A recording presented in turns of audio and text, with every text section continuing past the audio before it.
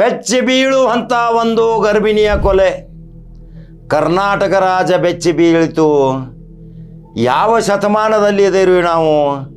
ಯಾವ ಕ್ರೂರ ಹತ್ಯೆಗಳನ್ನು ಮಾಡಲಿಕ್ಕೆ ಸ್ವತಃ ಪಾಲಕರೇ ತನ್ನ ಮಗಳನ್ನು, ಗರ್ಭಿಣಿ ಮಗಳನ್ನು ಕೊಲೆ ಮಾಡ್ತಾರಂದ್ರೆ ಇವತ್ತು ಹೃದಯ ವಿದ್ರಾವಕ ಘಟನೆ ಇವತ್ತು ರಾಜ್ಯಾದ್ಯಂತ ಚರ್ಚೆ ಆಗಾಕತ್ತೈತಿ. ಯಾವ ಮಟ್ಟಕ್ಕೆ ಹೊಂಟಿದ್ದೀವಿ ನಾವು? ಬರೇ ಬೆಳಿಗ್ಗೆ ಎದ್ದ ತಕ್ಷಣ ಜಾತಿ ಜಾತಿ ಜಾತಿ ಬೆಂಕಿ ಹಚ್ಚಾಕತ್ತೀರಿ. ಆ ಜಾತಿಯ ವತಿಯಿಂದ ಇವತ್ತು ಅಂತರ್ಜಾತೀಯ ವಿವಾಹ ಮಾಡುವ ಸಲುವಾಗಿ ಇದೇ 12ನೇ ಶತಮಾನದಲ್ಲಿ ಬಸವಣ್ಣನವರು ಸಾವಿರಾರು ಲಕ್ಷಾಂತರ ಮದುವೆಗಳನ್ನು ಮಾಡಿದರು. ಇದೇ ಇಂಚಗೇರಿ ಸಂಪ್ರದಾಯದಲ್ಲಿ ಸಹಿತ, ಆ ಇಂಚಗೇರಿ ಮಠದಲ್ಲಿಯೂ ಸಹಿತ ಸಾವಿರಾರು ಅಂತರ್ಜಾತಿ ಮದುವೆಗಳಾದವು. ಅಲ್ಲಿ ಜಾತಿ ಯಾವುದೇ ವಿಜಾತಿಗಳು ಇದ್ದಿರಲಿಲ್ಲ, ಮೇಲು ಕೀಳು ಇದ್ದಿರಲಿಲ್ಲ. ಆದರೆ ಇದೆಂಥ ಘಟನೆ! ಇದೇ ನೇಹಾ ಹತ್ಯೆ ಆದಾಗ ಇಡೀ ದೇಶದ ಲೀಡರ್ಗಳು ಬಂದರು, ಕೇಂದ್ರ ಮಂತ್ರಿಗಳು ಬಂದರು, ರಾಜ್ಯದ ಮಂತ್ರಿಗಳು ಬಂದರು, ಮುಖ್ಯಮಂತ್ರಿಗಳು ಬಂದರು, ಕೇಂದ್ರ ಗೃಹ ಮಂತ್ರಿಗಳು ಬಂದರು, ರಾಷ್ಟ್ರೀಯ BJP ಅಧ್ಯಕ್ಷರು ಬಂದರು, ನಟಿಯರು ಬಂದರು, ಒದರಾಡಿದರು, ಚೀರಾಡಿದರು. ಅದು ಇಲೆಕ್ಷನ್ ಮೂಮೆಂಟ್ ಇತ್ತು ರೀ, ಅವಾಗ ಬರತಾರೇ ಅವರು ಸೋಂಗ ಹಾಕೊಂಡು. ಆದರೆ ಇದೇ ಒಬ್ಬ ದಲಿತ ಯುವಕ ಒಂದು ಉನ್ನತ ಜಾತಿಯ ಯುವತಿಯನ್ನು ಪ್ರೀತಿಸಿ ಮದುವೆ ಮಾಡಿ, ಆಕೆ ಗರ್ಭಿಣಿ ಇದ್ದಾಗ ಅವರ ಪಾಲಕರು ಆ ಮಗುವಿನ ಸಮೇತ ಆ ಹುಡುಗಿಯನ್ನು ಕೊಲ್ತಾರಂದ್ರೆ ಇದು ಎಂಥ ಹೇಯ ಕೃತ್ಯ! ಎಲ್ಲಿದಿರಿ? ಸಮಾಜ ಎಲ್ಲಿ ಹೊಂಟೈತಿ? ನಾಚಿಕೆ ಮಾನ ಮರ್ಯಾದೆ ಇಲ್ಲದಂಥ ರಾಜಕೀಯ ಲೀಡರ್ಗಳೇ, ಪುಡಾರಿಗಳೇ, ನಿಮಗೆ ಇದು ಒಂದು ಯಕ್ಷ ಪ್ರಶ್ನೆ. ಇದೇ ನೇಹಾ ಹತ್ಯೆ ಪ್ರಕರಣ ಆದಾಗ ಚುನಾವಣೆಯಲ್ಲಿ ಭರಾಟೆಯಿಂದ ಬಂದು ಎನ್ಕ್ಯಾಶ್ ಮಾಡ್ಕೊಂಡ್ರಿ. ಅದನ್ನು ಬಂದು ಒಬ್ಬಾದರೂ ಈಗಾದರೂ ಆ ಕುಟುಂಬಕ್ಕೆ ಬಂದು ಸಾಂತ್ವನ ಹೇಳಿದಿರಿ. ಆ ಹುಡುಗ ಚಡ್ಪಡ್ಸಾಕತಾನ, ಆ ಗರ್ಭಿಣಿಯ ಹೆಂಡತಿಯನ್ನು ಕಳೆದುಕೊಂಡ, ಆಕೆಗೆ ಆ ಪಾಲಕರು ಬರ್ಬರವಾಗಿ ಹತ್ಯೆ ಮಾಡ್ತಾರಂದ್ರೆ ಎಲ್ಲಿ ಹೋಗಿತ್ತು ಸಮಾಜ? ಅಲ್ಲಿ ಒಬ್ಬ ದಕ್ಷ ಪೊಲೀಸ್ ಅಧಿಕಾರಿ ಚೆನ್ನಣ್ಣವರ್ ಇರ್ತಿರ್ಲಿಲ್ಲ ಅಂದ್ರೆ ಆ ಕುಟುಂಬವನ್ನು ಸರ್ವನಾಶ ಮಾಡ್ತಿದ್ರು ಅಂತ ಹುಡುಗ ಹೇಳ್ತಾನೆ. ಆ ಚೆನ್ನಣ್ಣವರ ದೇವರಾಗಿ ಬಂದ ತಕ್ಷಣ ಅವನಿಗೆ ಗೋಲ್ಡ್ ಮೆಡಲ್ ಕೊಡಬೇಕು. ಅಂಥ ದಕ್ಷ ಅಧಿಕಾರಿ ಇವತ್ತು ಪೊಲೀಸ್ ಇಲಾಖೆಯಲ್ಲಿಯೂ ಅದಾರ, ಅದನ್ನು ಮೆಚ್ಚಬೇಕು. ಆದರೆ ನಾವು ಮಾಡುತ್ತಿರುವುದೇನು? ಈ ಸೋಷಿಯಲ್ ಮೀಡಿಯಾ, ಈ ಆಂಡ್ರಾಯ್ಡ್ ಮೊಬೈಲ್ಗಳು ಯಾವ ರೀತಿ ನಿಮಗೆ ಧಗಧಗ ಉರಿಸುವ ಬೆಂಕಿಗಳು ಹಾರಾಕತ್ತಾವ, ಮನೆಗಳನ್ನು ಹೋಳ ಮಾಡಾಕತ್ತಾವ, ಮನೆಗಳನ್ನು ಸತ್ಯಾನಾಶ ಮಾಡಾಕತ್ತಾವ. ಜಾತಿ ಗಲಭೆಯಲ್ಲಿ ಇನ್ನೂ ಎಷ್ಟು ವರ್ಷ ಜಾತಿಗಳಲ್ಲೇ ಬಡದಾಡ್ತೀರಿ? ಈ ಹೇಯ ಕೃತ್ಯವನ್ನು ಖಂಡಿಸಲಿಕ್ಕೆ ಇದೇ ಕರ್ನಾಟಕ ರಾಜ್ಯದ ರಾಜಕಾರಣಿ, ಮಾಜಿ ಸಚಿವ, ಶಾಸಕ ದಿಢೀರ್ ಹುಬ್ಬಳ್ಳಿಗೆ ಭೇಟಿ ಕೊಟ್ಟು ಸಾಂತ್ವನ ಹೇಳ್ತಾನ. ಅದೇ ರಮೇಶ್ ಜಾರಕಿಹೊಳಿ ಇವತ್ತು ಗುಡುಗಿದ್ದು ಭಾಳ ಮೆಚ್ಚಬೇಕು. ಇವತ್ತು ನೋಡ್ರಿ, ಸನಾತನ ಹಿಂದೂ ಬಗ್ಗೆ ಮಾತನಾಡುವವರು ಇವತ್ತು ಯಾರೂ ಆ ಮನೆಗೆ ಹೋಗಿಲ್ಲ, ಹೋಗೋದು ಇಲ್ರಿ. ಅಲ್ಲೇ ಕೇಂದ್ರ ಸಚಿವರದಾರ, ಅಲ್ಲೇ ಮಾಜಿ 2 ಮುಖ್ಯಮಂತ್ರಿಗಳದಾರ, ಈಗ ಸಂಸದರದಾರ, ಯಾರೂ ಹೋಗಾಕ ತಯಾರಿಲ್ಲ. ಇದೇ ಮಹಿಳಾ ಮತ್ತು ಮಕ್ಕಳ ಕಲ್ಯಾಣ ಇಲಾಖೆ ಸಚಿವೆ, ಅವರೂ ಹೋಗಿಲ್ಲ. ಯಾರು ಹೋಗುತ್ತೀರಿ? ಹುಬ್ಬಳ್ಳಿಗೆ ಇಟ್ಟು ಸಮೀಪ ಇರುವಂಥ 2 ತಾಸದ ಹಾದಿ. ಆ ಕುಟುಂಬ ಯಾವ ರೋದನೆ ಆ ಹುಡುಗ ತಡ್ಪಡಿಸಾಕತ್ತಾನ? ಆ ತಂದೆ ಮಾಡಿದಂಥ ಕೃತ್ಯಕ್ಕೆ ಈಗಾಗಲೇ ಎಷ್ಟು ಜನರನ್ನು ಬಂಧಿಸಲಾಗಿದೆ, ಅವರಿಗೆ ಶಿಕ್ಷೆ ಯಾವಾಗ ಏನಾಗತೈತಿ?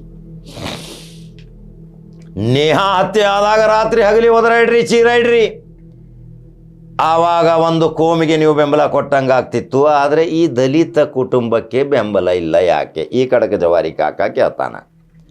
ಹಿಂದೂ ನಾವೆಲ್ಲ ಒಂದು ಅಂದ್ರಿ, ಆಮೇಲೆ ದಲಿತರು ಯಾರು? ಸನಾತನ ಧರ್ಮದ ಬಗ್ಗೆ ಇವತ್ತು ಎಷ್ಟೊಂದು ನೀವು ನಿಮ್ಮ ಭಾಷಣಗಳಲ್ಲಿ ಪ್ರಚಾರ ಮಾಡಾಕತ್ತೀರಿ.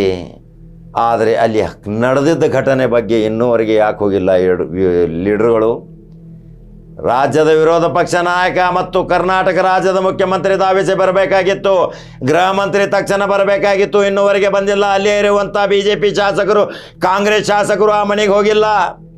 ದಿಢೀರನೆ ರಮೇಶ್ ಜಾರಕಿಹೊಳಿಗೆ ಹೋಗಿದ್ದು ಒಂದು ಅದ್ಭುತ, ಮೆಚ್ಚಬೇಕ್ರಿ ಆ ಶಾಸಕನ. ಹೋಗಿ ಅಲ್ಲಿ ಮತ್ತೆ ಗುಡುಗಿದ್ದು ಸ್ವಂತ ಪರಿಹಾರ ಕೊಡ್ತಾನೆ, ಸರ್ಕಾರದ ಪರಿಹಾರ ಕೊಡಿಸ್ತಾನೆ, ಕುಟುಂಬಕ್ಕೆ ರಕ್ಷಣೆ ಕೊಡ್ತಾನೆ.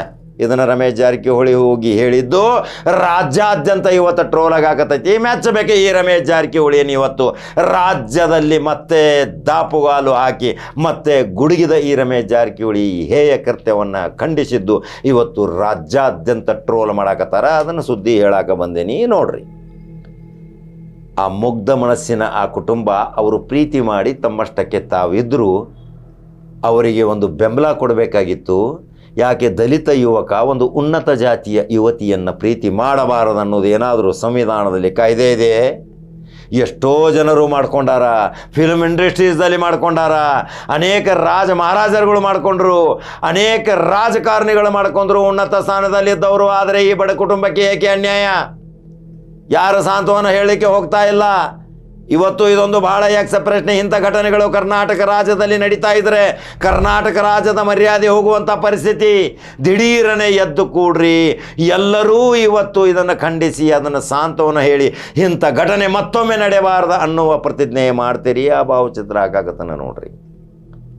ಆ ಭಾವಚಿತ್ರ ನೋಡಿದ ತಕ್ಷಣ ಇದು ಪ್ರೀತಿ, ಈ ವಂಚನೆ, ಈ ಪ್ರೇಮ, ಈ ಪ್ರಕರಣಗಳು ಎಂದೂ ಸಕ್ಸಸ್ ಆಗುವುದಿಲ್ಲ, ಆಗಿಲ್ಲ. ಎಷ್ಟೋ ಘಟನೆಗಳನ್ನು ನಾವು ನೋಡಿದ್ದೀವಿ.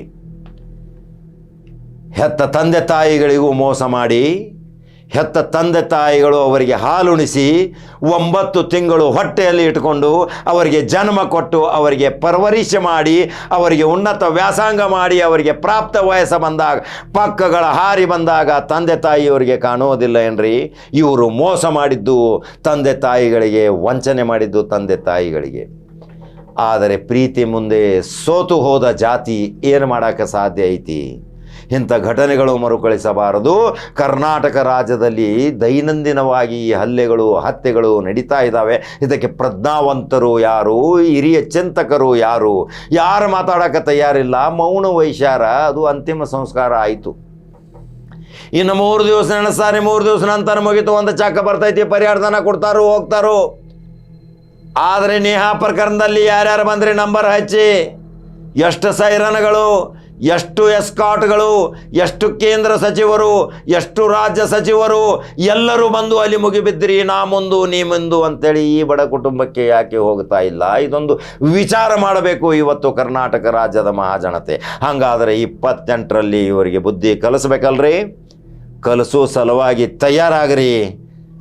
ಹಾಗಾದರೆ ಇವರಿಗೆ ಬುದ್ಧಿ ಬರ್ತೈತಿ. ಇರ್ಲಿಕ್ಕಂದ್ರೆ ಬುದ್ಧಿ ಬರುವುದಿಲ್ಲ. ಇವತ್ತು ರಾಜ್ಯಲ್ಲ ದೇಶ ಈ ಘಟನೆಯನ್ನು, ಬರ್ಬರ ಹತ್ಯೆಯ ಘಟನೆಯನ್ನು ಮಾನವ ಒಂದು ಕ್ರೂರ ಮನೆತನದಿಂದ, ಕ್ರೂರ ಮನಸ್ಸಿನಿಂದ ಆ ಹೊಟ್ಟೆಯಲ್ಲಿ ಇರುವಂಥ ಆಕೆ ಬಸುರಿ ಅನ್ನೋದು ಸಹಿತ ಗೊತ್ತಾಗಲಿಲ್ಲ, ಅದನ್ನೂ ಸಹಿತ ಹತ್ಯೆ ಮಾಡಿ ಕೊಲ್ತಾರಂದ್ರೆ ಇವತ್ತು ರಾಜ್ಯ ತಲೆ ತಗ್ಗಿಸುವಂಥ ಕೆಲಸ. ಅದರ ಸಲುವಾಗಿ ನಿಮ್ಮ ಅನಿಸಿಕೆಗಳು ಏನು ಅದಾವ? ಬಹಳಷ್ಟು ಆಕ್ರೋಶಭರಿತವಾಗಿ ನೋವಿನಿಂದ ಈ ಸುದ್ದಿ ಹೇಳುವಂಥ ಪರಿಸ್ಥಿತಿ ಬಂದೈತಿ. ಆಕೆ ಮರಳಿ ವಾರದ ಲೋಕಕ್ಕೆ ಹೋಗ್ಯಾಳ. ಇದಕ್ಕೆ ಶಿಕ್ಷೆ ಏನಾಗಬೇಕು? ನನ್ನ ಕಮೆಂಟ್ ಬಾಕ್ಸ್ನಾಗ ಅನಿಸಿಕೆಗಳನ್ನ ಹಾಕ್ರಿ. ಯೂಟ್ಯೂಬ್ದಾಗ ಬಟನ್ ನೋಡ್ರಿ, ಫೇಸ್ಬುಕ್ ಫಾಲೋ ಮಾಡ್ರಿ. ಮತ್ತೊಂದು ಕಡೆಗೆ ಜವಾರಿ ಸುದ್ದಿ ಹೋಗಿ ಬರ್ತೀನಿ. ನಮಸ್ಕಾರ. ಇವತ್ತಿನ ಇಂಥ ಕೆಟ್ಟ ಕರಾಳ ಒಂದು ದಲಿತರ ಮೇಲೆ ಒಂದು ಅನ್ಯಾಯ ಬಗ್ಗೆ ಹೆಚ್ಚಿಗೆ ಇವತ್ತು ರಾಜಕೀಯ ಬೆರೆಸೋದು ಬೇಡ. ಇದರಲ್ಲಿ ರಾಜಕೀಯ ಬೆರೆಸಿ ಇವತ್ತು ಏನು ಎಂಜಾಯ್ ಇದೆಲ್ಲ ಅವರೆಲ್ಲ ಒಳ್ಳೆಯದು, ಆದಷ್ಟು ಬೇಗ ಅವ್ರು ಗುಣಮುಖವಾಗಿ ಹೊರಬರಲಿ. ಆಮೇಲೆ ಇದ್ರ ಬಗ್ಗೆ ಚರ್ಚೆ ಮಾಡೋದು ಒಳ್ಳೆಯದು. ಒಂದೇ ಈ ಸಂದರ್ಭ ಹೇಳೋಕೆ ಇಚ್ಛೆಪಡ್ತೇವೆ. ಬಸವಣ್ಣವರು 12ನೇ ಶತಮಾನ ಮಾಡಿದಂಥ ಅವ್ರು ಏನು ಉದ್ದೇಶ ಮಾಡಿದಂಥ ಸಂಪೂರ್ಣ ಕೊಡಲಿಪಟ್ಟು ಹಾಕಿ ಇವತ್ತೆಲ್ಲ ಸಮಾಜದವರು ಇದನ್ನೊಂದು ಗಂಭೀರವಾಗಿ ಪರಿಗಣಿಸಿ ಇಂಥ ಕೊಲೆಗಡಕರಿಗೆ ಒಂದು ದೊಡ್ಡ ಪ್ರಮಾಣ ಶಿಕ್ಷೆ ಆಗಬೇಕಂತ ಈ ಸಂದರ್ಭದಲ್ಲಿ ಆಗ್ರಹ ಮಾಡ್ತೇವೆ.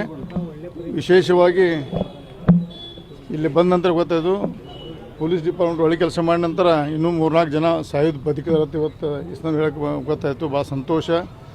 ಜಿಲ್ಲಾಡಳಿತದಲ್ಲಿ ಕೆಲವೊಂದು ಬಗ್ಗೆ ಕಂಪ್ಲೇಂಟ್ ಮಾಡಿದ್ದಾರೆ, ಅದ್ರ ಬಗ್ಗೆ ಚರ್ಚೆ ಮಾಡೋಣ. ಈಗ ಈ ಸಂದರ್ಭ ಅಲ್ಲ, ನಮ್ಮೀಗ SC/ST ಕಮಿಟಿಯ ಅಧ್ಯಕ್ಷರಾದ ಕೃಷ್ಣಮೂರ್ತಿ ಅವರು ಬರ್ತಾರೆ.